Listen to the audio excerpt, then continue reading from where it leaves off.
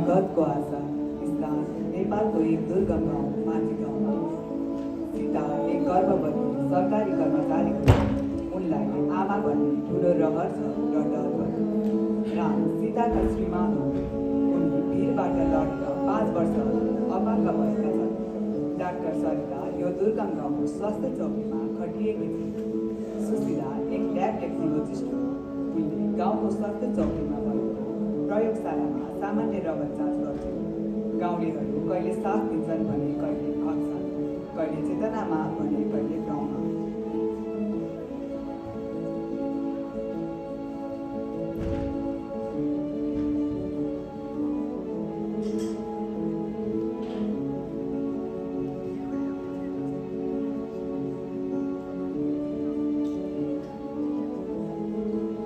के छ है दिदी बहिनी हो गाउँतिरको हालखबर धेरै छ चम्का भेट्दा आज। ठिक छ साथी, ठिक छ। धेरै पछि आयो त बस न। हजुर दिदी के गर्नु, घरजना भ्याउन पर्यो, गाह्रै छ नि आउनलाई। सुन त साइली, तँलाई एउटा कुरा थाहा छ? के हो र दिदी? सीतालाई त जेसुकै बेला नै बेठारी च्याप्न सक्छ अरे। हो र? हो नि। ला हाम्रो गाउँमा त लक सुविधा केही त छैन, सानो चौकी मात्र त छ। जस्तो कि अरूको कुरा हामीलाई के चासो, रात पर्छ तँ घर धन्दा भ्याउनेसम्म त लाग्यो तिमीहरू नै बस्छ। अरूलाई दुःख परे बेला यसो भन्नु त नहुने हो नि कल्पना दिदी।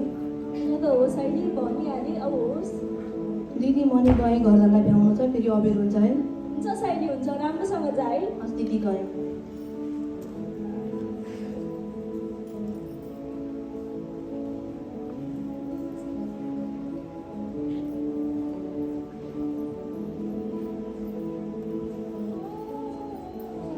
सुत्केरी हुने समय आइसकेको गर्भवती श्रीमतीलाई लिएर राम नियमित स्वास्थ्य परीक्षण तथा सुझावका लागि स्वास्थ्य चौकी जान्छ।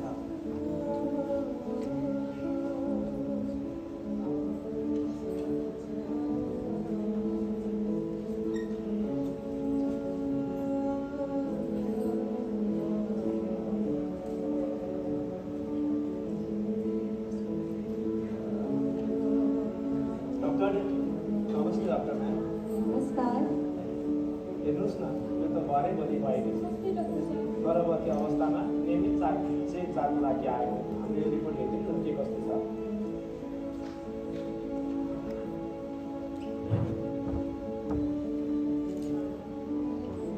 हजुरको रिपोर्ट निहाल्दा अरू सबै ठिकै छ, तर हजुरको ब्लड ग्रुप भने अलि रेयर रहेछ। त्यसैले बच्चा जन्माउने क्रममा रक्तस्राव हुन सक्छ। त्यसैले रगतको व्यवस्था अलि चाँडै गर्नु है त। हस् डाक्टर साहब, म सक्दो रगतको व्यवस्था गर्छु।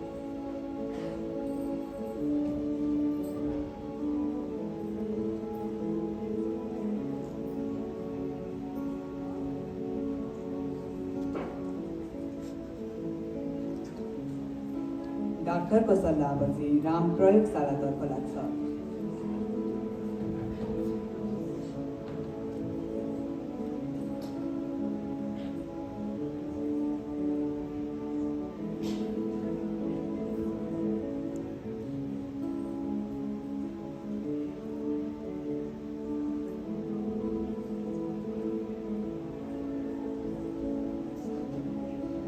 नमस्ते म्याडम साहब। नमस्कार, हजुर भन्नुहोस् त। मेरो श्रीमती भरै बढी भएको छ। डाक्टर मिसलाई देखाउँदा रगतको आवश्यकता पर्न सक्छ भन्नुभयो। यहाँ रगत पाइन्छ र? यहाँ त पाइदिन्न नि। यहाँ ब्लड ब्याङ्किङ र योसँग सम्बन्धित केही प्रक्रियाहरू छैन। सहर लिन जानुपर्छ। यसो गर्नुहोस्, म यो डब्बा दिन्छु, सहरको ब्लड ब्याङ्कमा गएर रगत लिएर आउनुहोस् है। हस् डाक्टर साहब। सहर पो जानुपर्ने, म अपाङ्ग मान्छे, कसरी जानु होला? भन्दा र साइलीलाई भन्नुपर्ने।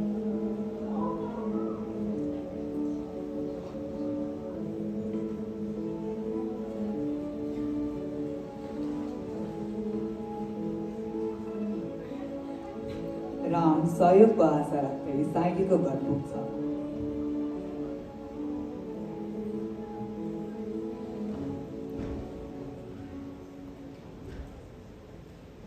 ए साइली, के गर्दैछस् त?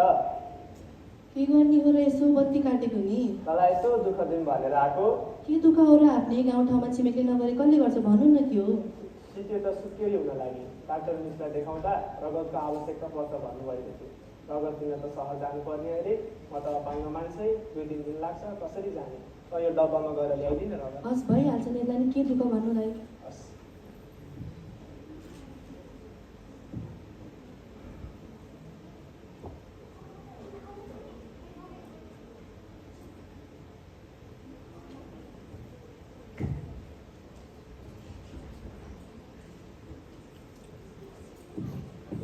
भोलिपल्ट सबैले साइली रगत लिन सहरतर्फ लाग्थे यता भने सीतालाई गाह्रो हुन्छ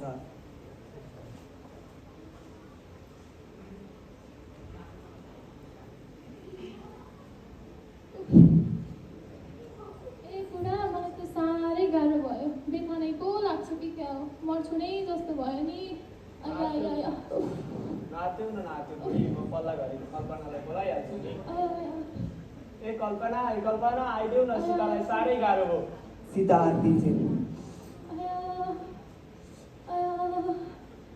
के भयो ए छुरी आइदेऊ कल्पनालाई साह्रै गाह्रो भयो के भयो रामबाबु के भयो हेर्नुहोस् न उसलाई चौकी लानु पर्ला जस्तो छ साह्रै ए गाह्रो हो भयो। है लगिहालौँ लगिहालौँ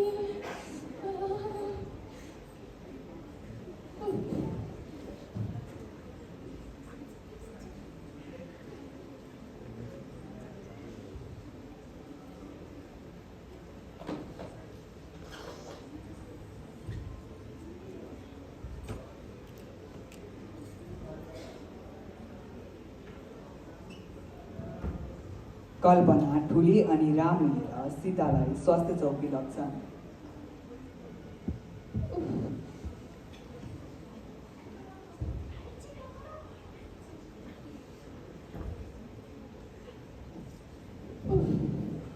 डाक्टर साहब हेर्नुहोस् सीतालाई त बेथाली चापे जस्तो छ हेरिदिनु न ए ल कोठाभित्र लगौँ हस् छिटो हस् जान्छौँ हजुरहरू बाहिरै बस्नुहोस् ए हस्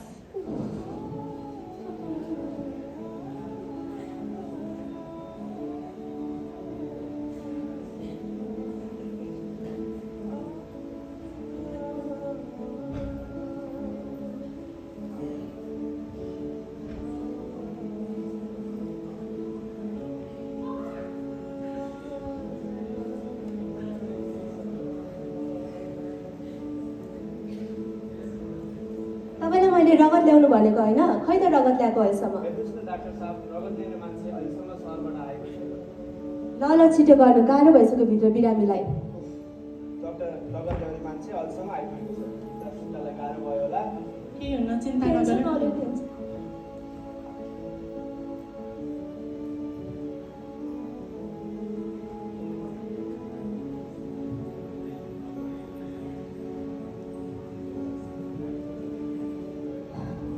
हामीले सक्दो प्रयास गर्यौँ तर अत्याधिक रक्तस्रावको कारणले गर्दा सीताको ज्यान भने बचाउन सकेनौँ तर शिशुको अवस्था भने ससुकल छ राम छाँगाबाट खसेसरी हुन्छ घरको एकमात्र आर्थिक खम्बा ढलेपछि उसको र नवजात शिशुको बिचल्ली हुन्छ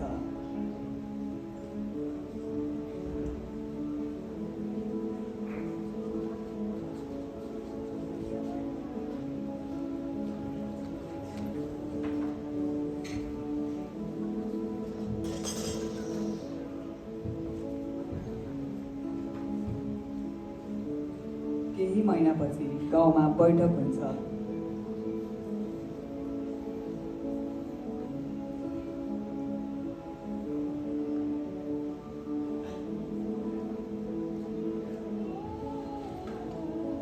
साथी हो केही महिना अगाडि मात्रै हामीले सीताले रगतको अभावको कारणले गर्दा आफ्नो ज्यान गुमाउनु पर्यो अब हामीले पनि हाम्रो गाउँमा एउटा व्यवस्थित ल्याब र ब्लड ब्याङ्क खोल्न आवश्यक छ यो विषयमा सल्लाह गर्नको लागि मैले म्याडम साहबलाई बोलाएको छु ठ्याक्कै म्याडम साहब पनि आइपुग्नु भयो नमस्कार म्याडम साहब नमस्कार धन्यवाद साइली ब्लड ब्याङ्किङको महत्त्व त विगतका घटनाले बुझिसक्नु भएको छ ब्लड ब्याङ्किङको स्थापनाका लागि रगतको दान दिने व्यवस्था तथा यसका जाँच परीक्षणका लागि विभिन्न कार्यहरूको आवश्यक पर्छ यसका लागि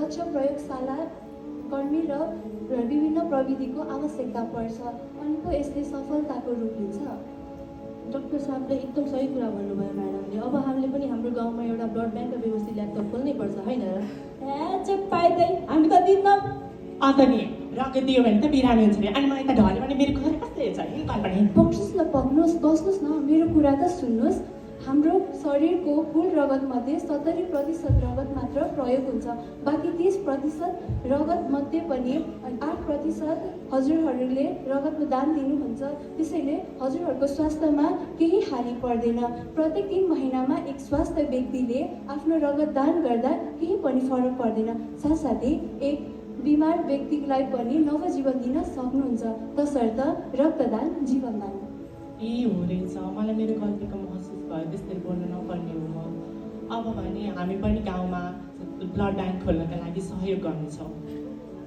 हो हामी गएका छौँ